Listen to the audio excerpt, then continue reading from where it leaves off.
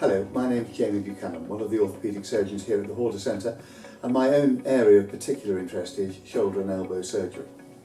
Much of my work is spent using the telescope or arthroscopic surgery, also known as keyhole surgery.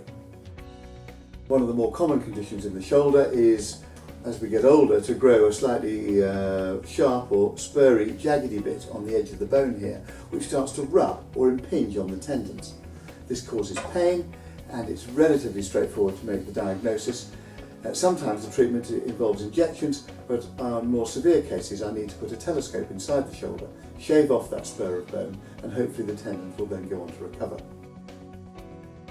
Arthroscopic surgery is, generally speaking, performed under a general anaesthetic, and patients go home the same day.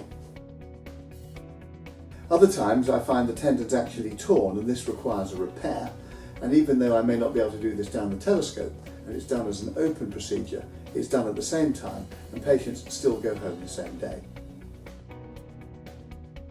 Another more common condition is instability of the shoulder, or shoulders which continue to dislocate, often following injury.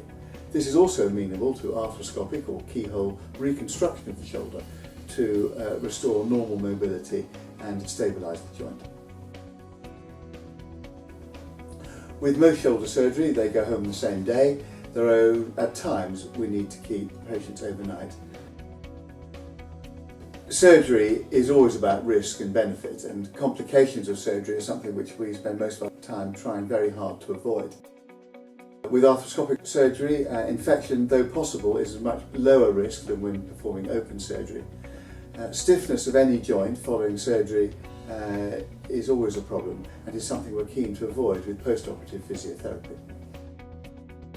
Recurrence of these conditions, such as regrowing of the spur or re-tearing of the tendons or recurrence of the instability, can certainly occur following repeat injury or sometimes just with the effects of age.